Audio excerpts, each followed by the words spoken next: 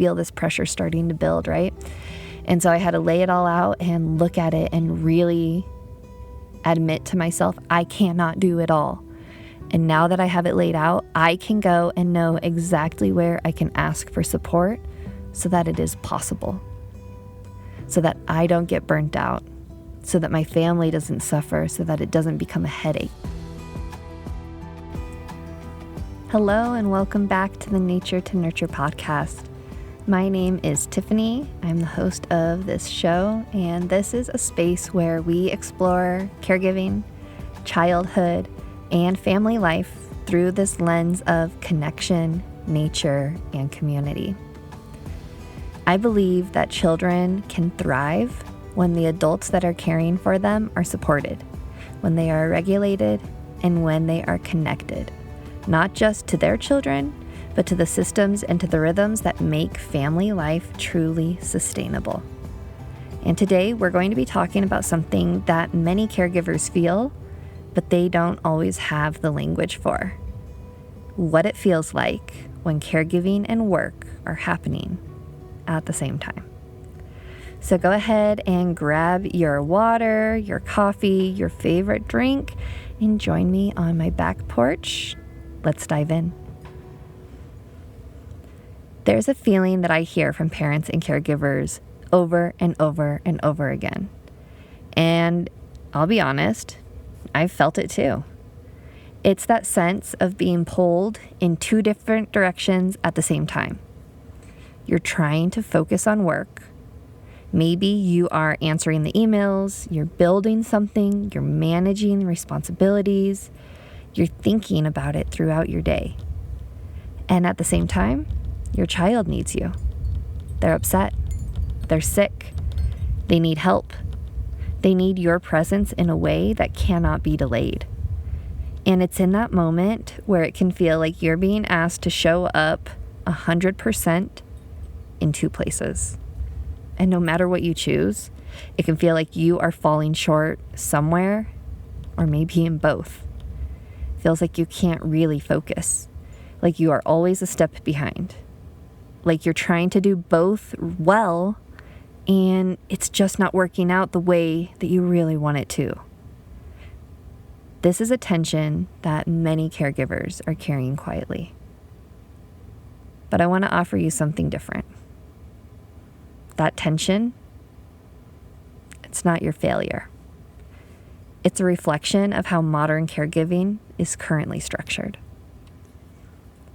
Today, many of our caregivers are holding multiple roles at the same time. And when I'm saying you're a caregiver, it could be that you are a parent or a grandparent, or you're providing other care, such as within a facility or as a nanny, as a babysitter, whatever it may be, right? But when you are caregiving, you are holding multiple roles at the same time. You are working and you're providing. You're managing a household. You're supporting children emotionally. You're tracking everyone's schedules, their needs, the responsibilities. And often, you're doing all of that in the same day. And sometimes even within the same hour or the same 5-minute period. And there isn't always this clear separation between work and caregiving. Many families have these two worlds constantly overlapping. And that overlapping, it feels like pressure. Like you're always toggling between the two roles, putting on the different hat. The caregiver, the professional, the organizer, the mom, emotional support. And when there isn't enough support around those roles, it can all start to feel unsustainable. It's easy for us to think, I just need better systems. I just need to be more organized. I just need to manage my time better. But when we zoom out, we see something different. The challenge is not that caregivers can't handle it. The real challenge is that caregiving, it was always meant to be supported. Historically, raising children, it happened within communities. There were more adults involved. There was more shared responsibility. more flexibility, more understanding that caring for children is real work that requires real support. Today, many caregivers are trying to carry that same level of responsibility, and they have far fewer supports in place. And that's what changes their experience completely.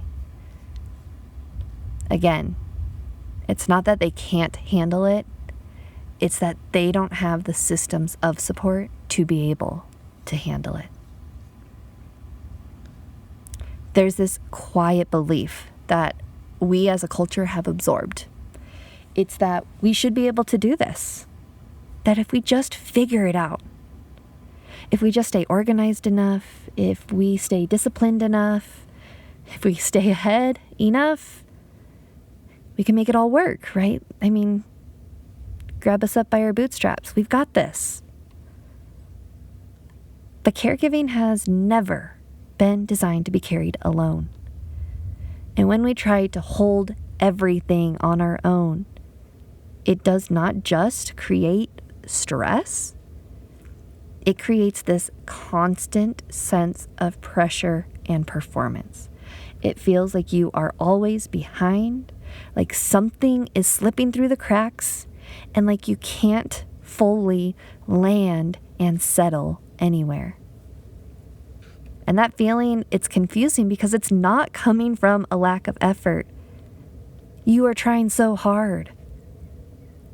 It's coming from a lack of support around something that has always required more than one person. You're missing that support. Instead of asking yourself, how can I do this better? How can I parent better? How can I support my kids better? We need to start asking, what support does this actually require? That question alone can start to shift how our own caregiving feels. Because when we move from self-pressure to actually accepting support, we start to create space.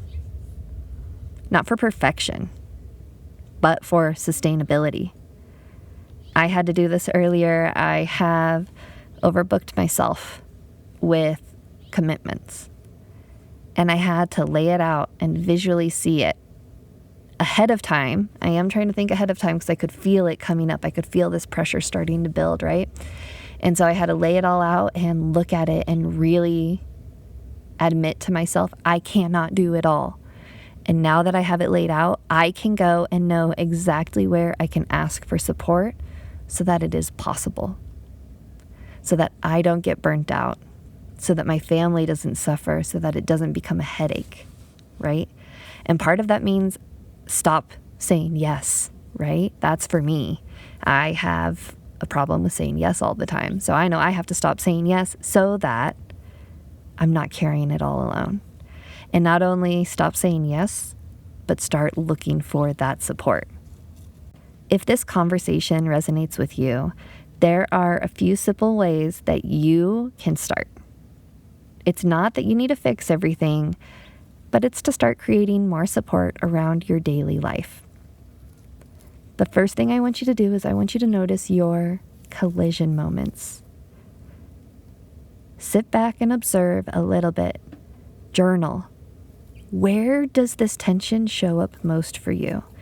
When do you notice that you are focused on work and you are focused on family?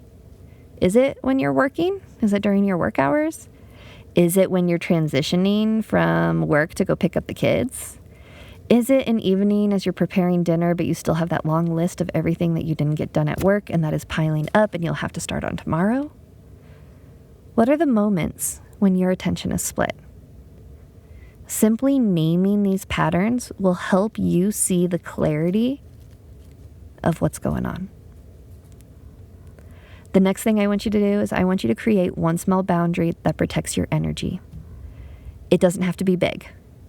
It might look like a protected block of time that is just for you, or that is focused on family time only. It could be clearer communication about your own personal availability, or reducing the expectation that you can do it all at once. I saw something recently that said employers were excited to let their employees know that they could bring their kids to work. And I understand that, and that's great, and that's beautiful, and I love working with my kids. Don't get me wrong, but at the same time, that doesn't allow someone to show up fully to work, right? It's not just bring them with you and do both. And I think creating those boundaries for yourself and naming it loudly is important. Saying, I'm sorry, at this time period, I'm in mom brain. I'm not able to attend any meetings or do any email work, right? And that's okay. That's okay. One boundary can begin shifting how your entire day feels. The next thing is to add another layer of support. So you've already gone through and figured out what are your patterns, where are you colliding. You've created one small boundary, one small start to help you protect your time a little bit. And now you're going to add one layer of support. This does not have to be perfect. Again, it could be small. It could be a childcare trade with the neighbor. Say, I'll watch your kid for an hour if you'll watch my kid for an hour. As simple as that, right? It could be getting consistent help inside of your house. Maybe finding, if you can afford it, care that can come in so that you can actually work and your kids can have that 100% care. Maybe it is finding a relative or an adopted family member, a close auntie or mama close to you that would love to bring your family in, right? And say, hey, can my kids come over for the weekend, for the evening? I know that we love utilizing our family to help support us when we need a little bit of extra. It supports them because they get to make the relationship with the kid. The kid gets more of those trusted caregivers, right? Which is so important. Not just one, it's the community.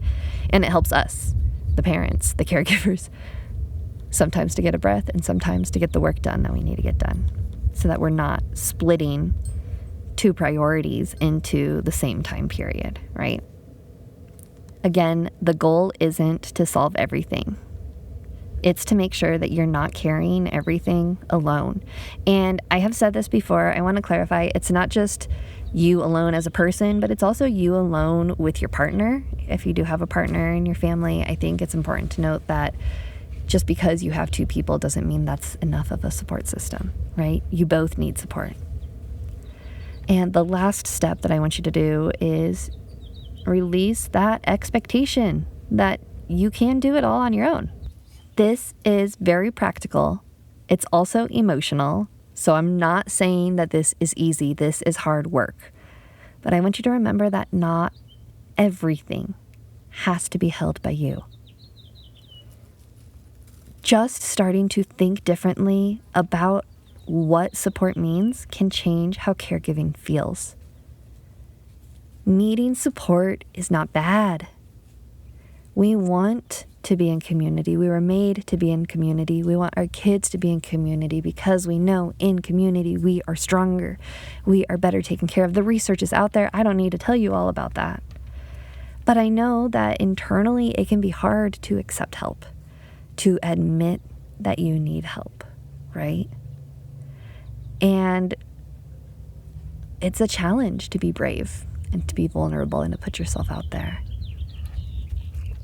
But it's also a sign of leadership. So I encourage you, do it for your family, do it for you, release that expectation, put it on a sticky note and tell yourself, I don't have to do it all. I cannot do it all. I'm going to be talking about this in the next episode. I'm talking a little bit about these balls that you juggle all the time, and how some of them are glass. You drop them, they break, and some of them are rubber. You can drop them and they'll bounce back. It's not a big deal. And how some of them are never your balls to be juggling. It's okay to ask for help. If there's one thing that I really hope you are taking from this episode, it's this one point. The tension between caregiving and work, it's not a sign that you are doing something wrong. It's a sign that caregiving has always required support. And when you start building these systems of care within your homes, within your relationships, within your community, it helps everything else to become more sustainable. Again, it's not perfect, but it's supported. And that support, it creates the kind of environments where children and families truly can thrive. If this conversation resonates with you, please make sure that you are following the podcast over the next couple of episodes. We are going to continue this conversation around caregiving, nervous systems, and this invisible work that supports children and families. I've also created a little resource for this mini-series called the Calm Home Reset Guide. It's a quick little reflection guide for each of the episodes with a few practices that can help you to identify where pressure is showing up in your family life, in your work life, where you can build more support into your daily life, and how you can begin creating these rhythms that feel more sustainable. You can download it and you can join our Nature to Nurture newsletter using the link down in the show notes.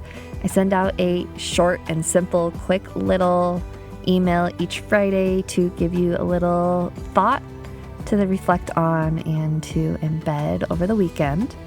So go ahead and join us there. You can always respond to me in those emails. I'd love to hear from you. I read every single one, or jump on over to Spotify and leave me comments. I'd love to hear from you that way as well. Thank you so much for being here and giving me your time. And thank you for doing the deeply, deeply important work that you are doing, caring for children.